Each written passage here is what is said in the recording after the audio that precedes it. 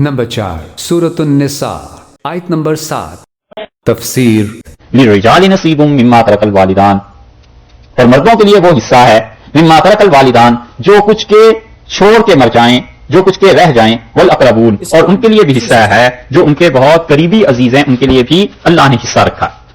यहां से शुरू किया है अल्लाह ताला ने उन अहकामात को जिनका ताल्लुक विरासत के साथ है, वसीयत के साथ है, कि देखो वसीयत जो करनी है और विरासत का जो माल है, अब उसकी तकसीम, ये सारी चीजें कैसे होगी। तो फरमाया मर्दों के लिए उस माल में हिस्सा है जो मां बाप और करीबी रिश्तेदारों ने छोड़ा हो, और औरतों के लिए भी आगे फिर औरतों का अलग तज़किरा किया है, वलिन्निसाइ नसीबुन, और औरतों के लिए भी हिस्सा है मिम्मा तरकल वालिदान, जो कुछ के छोड़ मरे हैं, अल वालिदान मां बाप, वल अकरबून, और उनके करीबी रिश्तेदार जो कुछ छोड़ के दुनिया में गए हैं ना, इन सब के लिए हिस्से हैं।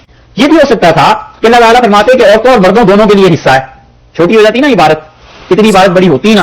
लिर्रिजालि नसीबुन, मर्दों के लिए हिस्सा है मिम्मा तरकल वालिदान, जो कुछ के छोड़ मरे उनके वालिदैन, वल अकरबून, और जो उनके करीबी अज़्ज़ा रिश्तेदार, वलिन्निसाइ नसीबुन मिम्मा तरकल वालिदानि वल अकरबून। तो ये जो नसीबुन मिम्मा तरकल वालिदानि वल अकरबून के अल्फाज दो मरतबा आए हैं, इसकी बजाय अल्लाह ये कह देते कि लिर्रिजालि वन्निसा, ये कह देते लिर्रिजालि वलिन्निसा, औरतों और मर्दों दोनों के लिए।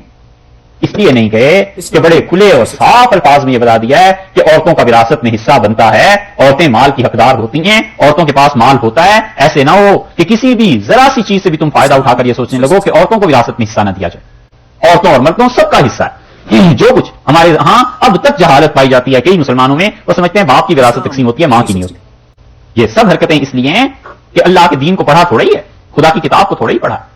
अगर खुदा की किताब पढ़ता रहता ना, तिलावत होती रहती, इसका तर्जुमा ये चीजें, तो फिर अकल आती थोड़ी सी कि अल्लाह ने क्या क्या हुक्म दिए।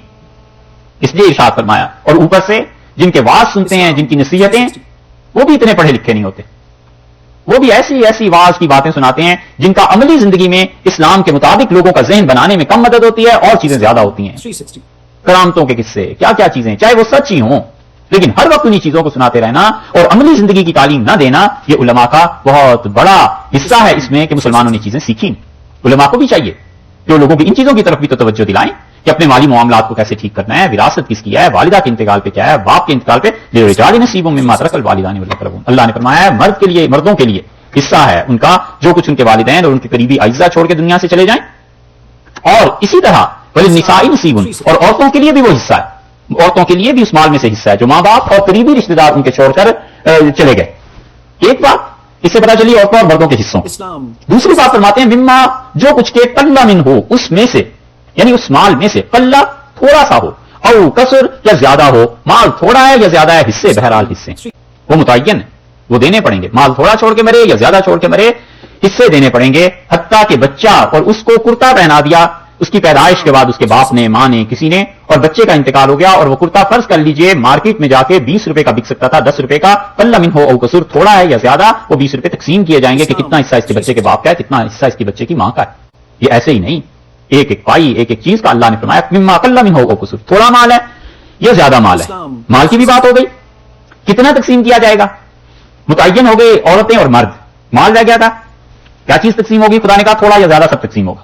अच्छा साहब, और कितना तकसीम होगा, किस नसीबम मफरूजा, ये ऐसा हिस्सा है जो हमने जरूरी करार दिया है, अल्लाह की तरफ से मुकर्रर है, अब कर लो इनकार।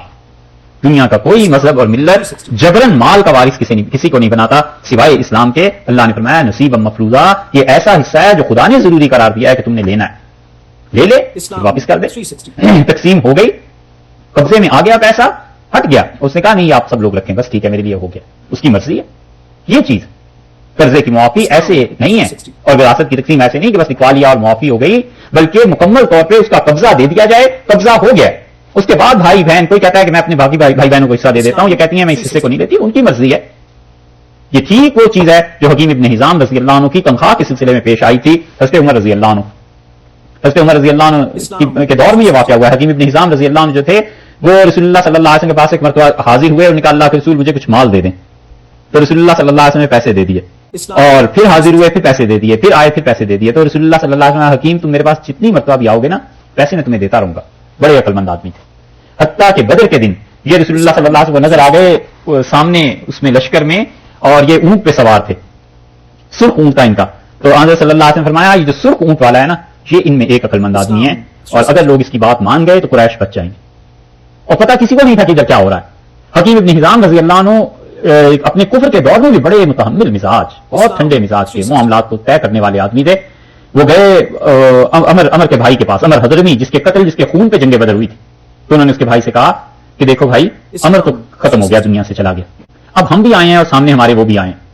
ان میں سے کوئی ہمارے چچا کا بیٹا ہے، کوئی پھوپھو کا بیٹا ہے، کوئی کسی کا رشتہ دار ہے، ہمارے ہی قبیلے کے لوگ ہیں، ہم بھی قریش سے، یہ بھی قریش سے. تو اگر ہمیں فتح ہو جاتی ہے ان پہ اور محمد صلی اللہ علیہ وسلم اس کے ساتھی مارے جاتے ہیں تو یہ کوئی خوشی اور فخر کی بات نہیں ہے. ہمیں ہمیشہ دکھ رہے گا کہ ہم نے اپنے ہاتھوں اپنی عزیزوں کو مار دیا.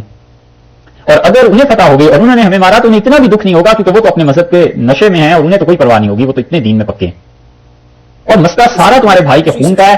اور تم اگر یہ کر لو کہ اپنے بھائی کے خون کی دیت لے لو، 100 اونٹ مقرر ہیں، مجھے اجازت دو، میں محمد صلی اللہ علیہ وسلم سے کہتا ہوں 100 اونٹ دے دیں. وہ نہیں دیتے، میں اپنے پاس سے دے دیتا ہوں، نہ لڑیں، واپس چلتے. حکیم ابن حزام رضی اللہ عنہ کی اس بات پہ عمر حضرمی کا بھائی مان جاتا، ابو جہل آ گیا. اور یہ ہے بڑے لوگوں کا کبر جو ہوتا ہے نا، قوموں کو لڑا دیتا ہے، تباہی پھیر دیتا ہے. اور ابو جہل نے اس بات سن لی اور اس نے کہا کہ حکیم، بڑے سخت لفظ اس نے کہے. اس نے کہا تم اس طرح کرو کہ کہیں سے خوشبو منگا لو اور اپنے جسم کے پچھلے حصے پہ خوشبو لگا کے گھر میں جا کے عورتوں کے ساتھ بیٹھ جاؤ. تمہیں کس نے کہا تھا میدان جنگ میں آنے کو؟ اور اس کا وام راؤ، ہائے عمر تیرا خون. بس عمر کے بھائی کھڑے ہو گئے. انہوں نے کہا ہو ہی نہیں سکتا، اس خون کا بدلہ تو لینا ہی لینا. حکیم ابن حزام بڑے سمجھدار آدمی تھے، حضرت خدیجہ رضی اللہ عنہا کے عزیز. تو رسول اللہ صلی اللہ علیہ وسلم نے حکیم تم جتنا بھی کہو گے نا مال میرے پاس آئے گا، میں دیتا رہوں گا، لیکن میں تمہیں ایک بات بتاؤں، یہ مال سرسبز ہے، خوشگوار ہے، بڑی میٹھی چیز ہے. اور جو آدمی دل کی بے رغبتی سے لیتا ہے نا، جس کا دل اس کے لیے لالچ میں نہیں پڑا ہوا ہوتا، اس کو برکت مل جاتی ہے. اور دل میں لالچ رہتی ہے تو مال تو آ جاتا ہے لیکن برکت نہیں آتی. تو حکیم ابن حزام رضی اللہ عنہ نے کہا بس میں سمجھ گیا. اور پھر وہ تجارت کرتے رہے، جو پیسہ آتا تھا بس وہی. حضرت عمر رضی اللہ عنہ نے اپنے زمانے میں انہیں تنخواہ دی تو انہوں نے کہا میں نہیں لوں گا. رسول اللہ صلی اللہ علیہ وسلم نے فرمایا تھا کہ جو دل کی طلب کے بغیر مل جاتا ہے اس میں برکت ہوتی ہے، تو میں تو نہیں لوں گا. حضرت عمر رضی اللہ عنہ دوبارہ بار بار کہتے رہے، حتیٰ کہ حضرت عمر رضی اللہ عنہ ایک دن وہ مال تنگ آ کے مسجد نبوی میں لا کے رکھ دیا اور صحابہ رضی اللہ عنہ سے کہنے لگے یہ میں حکیم کو دیتا ہوں اور یہ نہیں لیتا، یہ اس لیے لایا ہوں کہ تم سب اللہ کے یہاں گواہ رہنا، قیامت میں کہیں اللہ عمر سے نہ پوچھے کہ اس نے لوگوں کا حق نہیں ادا کیا، میں نے دے دیا تھا، اس نے نہیں لیا، یہ اس کا مال پڑا، اب بھی چاہے تو لے جائے. یہ ہے اختیار، یہ ہے آزادی. اس لیے یہ جتنا بھی ہے نصیباً مفروضہ، اللہ نے فرمایا ہم نے ضروری قرار دیا ہے اس حصے کا، تو وہ اس حصے کو لینے کے بعد واپس کر دیں. قبضہ ہو گیا واپس کر دیں. یا پھر 100% یقین ہو جائے کوئی بہن بھائی واقعی اتنا اچھا ہو طبیعت کا کہ چھوٹوں کو پتا ہو بڑی بہن ہے بھائی ہے اور وہ ہمارے ساتھ ہمیشہ ہی اچھے رہے ہیں اور یہ جو پیسے ہیں یہ انہی کے ہیں اور اگر انہوں نے دے دیے ہمیں تو اپنی خوشی سے ہی دیے ہیں، 100% سے بھی بڑھ کے جو یقین ہوتا ہے ایسا ہو پھر ہے. ورنہ اللہ نے اس پہلی آیت میں بات صاف کر دی ہے. اللہ نے فرمایا کہ للرجال نصیب مما ترک الوالدان والاقربون، مردوں کے لیے ہے وہ حصہ ان کا جو ان کے والدین اور قریبی عزیز چھوڑ کے جائیں، اور عورتوں کے لیے وہ حصہ جو ان کے والدین اور قریبی عزیز چھوڑ کے جائیں. مما قل منہ او کثر، دوسری بات یہ کہ وہ مال تھوڑا ہو یا زیادہ ہو وراثت اس میں چلے گی. اور تیسری بات یہ کہ نصیبا مفروضہ، اللہ نے جبرن تمہیں وارث بنایا. یہ ہے اس کی تفسیر. ضروری ہے، یہ تھوڑا ہی ہے کہ بس ٹھیک ہے کاغذی کاروائی ہو رہی.